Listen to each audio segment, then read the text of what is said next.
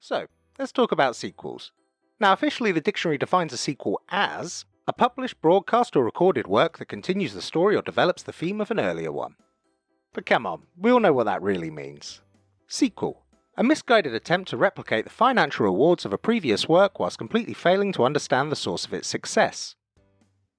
Well, essentially we're talking about the difference between this and this. So, whether we're turning a soulless killing machine into a comedy sidekick, gluing rubber nipples on the Dark Knight, or... Alan! Yeah, best not to ask about that one. Seems nothing's truly safe from an embarrassing death by sequel. Sadly, gaming's no exception, and nowhere are you going to find that fall from grace more clearly exemplified than in the once unstoppable Silent Hill. First creeping into our subconscious in 1999, Konami's answer to the success of Resident Evil took us on a surreal psychological thrill ride through the abandoned titular town. In 2001, the first sequel upped the ante by showing us what the same team can achieve when their budget was more than just goodwill and bits of string. And in quick succession, two more titles then hit the shelves, each one more ambitious and weirder than the last. And like the ravenous hordes we are, the gaming public were hungry for more. Yeah, but that's kind of where it all went wrong, isn't it? You see, around about this point, Team Silent were done. They were eager to work on new projects such as the Siren series, and they left Silent Hill behind. But, much like its iconic fog, the smell of Silent Hill still lingered, and to Konami, it smelt a lot like money. And so began a half-hearted party game, with the franchise being passed from one team to another, each one having a go whenever the music stopped. But it just wasn't the same. With titles ranging from mediocre to what the hell even is this, Silent Hill had become a shallow copy of its former self. So where did they go wrong? Well, let's take a look, shall we? I'm Professor Stitch, and these are my 5 failures of the Silent Hill sequels.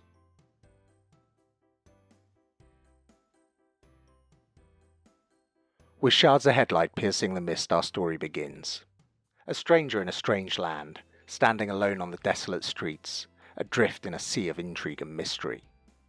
But, just like that friend we all have who defines their entire personality through a kooky hat or cowboy boots, it's pretty much the most interesting thing you can say about our hero. You see, while other titles were crafting deep and compelling characters, Team Silent bucked the trend. They gave us generic protagonist number 1. Generic protagonist with a fringe. Generic protagonist, but this time it's a girl. And Bryan Adams. Now, despite my naturally sarcastic tone, I'm actually being deadly serious here. This really was a stroke of genius.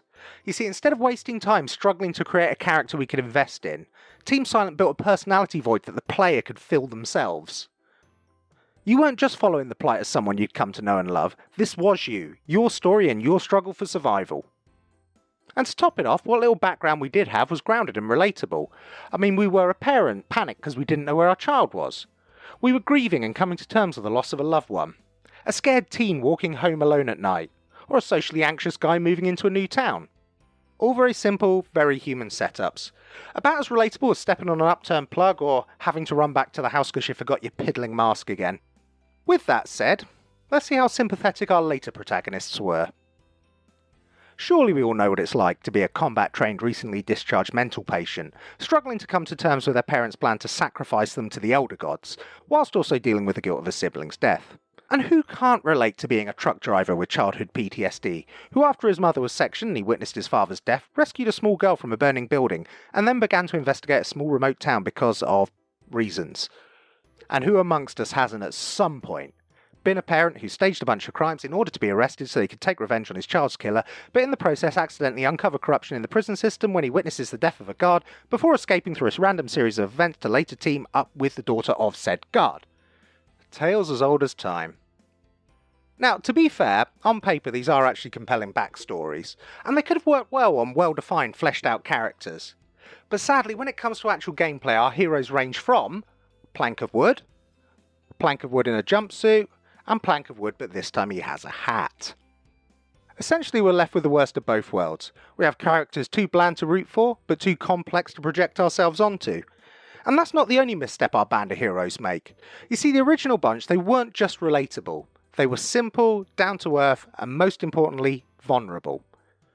Now all of a sudden we're playing as a soldier, a trucker and a convicted criminal. 3 people we all assume can handle themselves, killing any real sense of threat. When it comes down to it, no one likes a boring badass, so keep your characters simple, vulnerable, and relatable. Okay, so we now know who we are, now we need to know what the hell we're doing here. Now I touched on this point earlier, but when it comes down to it, simplicity is key. Let's take a little look at Silent Hill 2's plotline to see what I mean by that.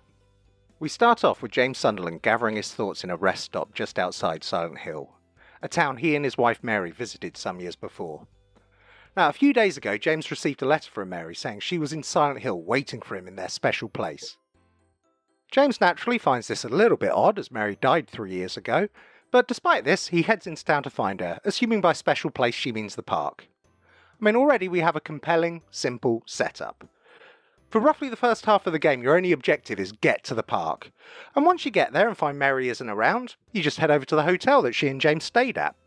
The important thing here is throughout the entire course of the game, your objective's clearly ahead of you. There's never any confusion as to what you're doing and, most importantly, why you're doing it. Now, with that said, let's take a little look at Silent Hill Origins and see what flannel enthusiast and truck driver Travis Grady gets up to. Running behind on a delivery, Travis decides to take a shortcut through the country roads outside Silent Hill. It's getting late. It's dark and he's tired as a figure steps into the road in front of the speeding truck.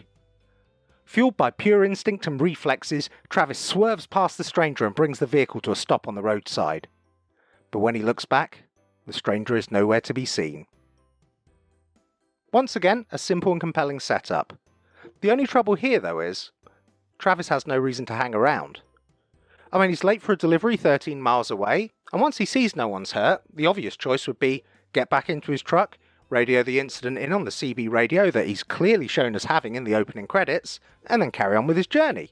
I mean, alternatively, he could radio it in and wait by the roadside for the police to arrive, and that way he could better explain the incident. Or failing that, there's always the option to leave the lorry abandoned and blocking the road with the doors open and the engine running, all so that he can power walk into the night and follow a random child he saw crossing the road. Whatever, you do you, Travis. And sadly, his stellar decision making doesn't end there either. I mean, throughout the course of his adventures he will completely ignore potential help with the rescue of a girl from a burning building, instead opting to run face first into the blaze. Wake up on a park bench and instead of returning home to make a few phone calls, decides to personally hunt around the hospitals for the survivor of last night's fire. Investigate a crematorium, simply because he overheard 2 hospital employees planning to meet there, a conversation about as suspicious as 2 pensioners planning to meet in a bingo hall. My own personal favourite, discovers a gateway to hell and steps through it out of sheer curiosity. And of course, let's not forget, he completely fails to check on his truck or contact anyone he works with, despite being at least 12 hours late for his delivery. Jack Burton would not be impressed. And I swear it was only as I wrote that line I realised how similar those 2 stories are.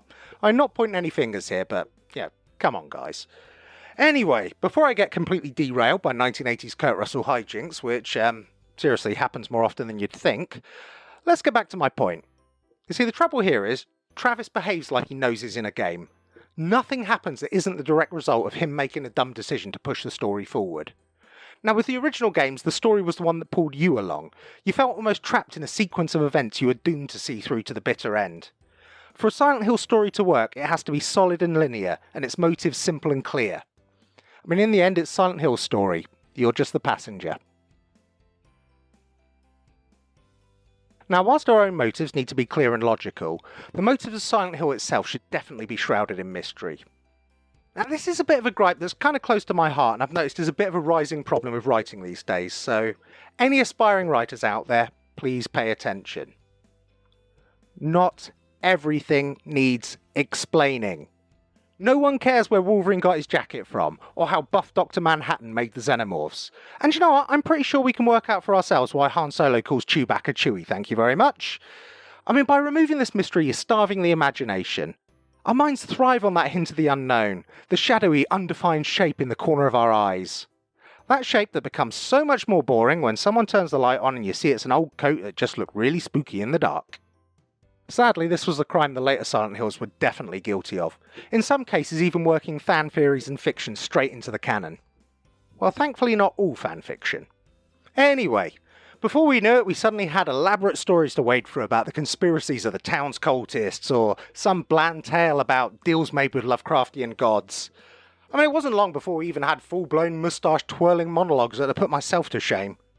Now, granted, it would be unfair to say that 1 and 3 didn't suffer from this a bit, but it was nowhere near as bad as it was in the sequels. I mean, when you push a cult story so hard that your main enemy for half a game is random henchman number 4, well, you know you've done goofed. I mean, this is Silent Hill. We don't want to be fighting generic dude in a gas mask. We want hellhounds. We want zombie nurses. We want this thing. Whatever that is. Probably them as well. I mean, no matter how much we might think we want to know what's going on, deep down we know it's more fun if we don't. Silent Hill is at its best when it's weird, when we don't understand the rules, when we feel like anything can happen at any time. So, don't be that kid at the magic show. Shut the hell up and let us enjoy the mystery. Okay, so now I've blathered on about the writing for 3 whole entries, let's take a little look at the gameplay, or more specifically, the combat.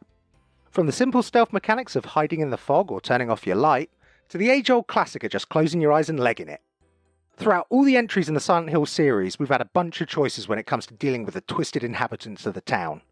But despite these options, sometimes our only real choice is to get our hands dirty. So, much like the Resident Evil series it was emulating, the first few outings follow the standard survival horror 4-course meal when it comes to dealing out punishment. Well, what do I mean by that? We kick off with the bread and olives of our standard trusty holdout weapon. Now this thing, normally a knife, pipe, rolled up newspaper or sharp pointy stick, is round about 1 step up from a harshly worded letter. It's clumsy, it's kinda useless, but to start with it's all you got. But don't worry, once the game's decided you're ready to play for real, it's time for the appetizer. Now this little fellow will normally turn up at the start of the first main area, and generally tends to take the form of a simple pistol. It has a high rate of fire, low damage, okay accuracy, and is pretty much the living embodiment of passably adequate. For a few good hours of gameplay, this is going to be your number 1 go-to weapon, the answer for every situation. That's naturally until we hit the main course. Now normally we'll stumble into this bad boy somewhere in the middle of the second map. I mean, by now we're deep into the other world, we've been introduced to a bunch of new enemies, and we're starting to think our little pop gun isn't all we first thought it was.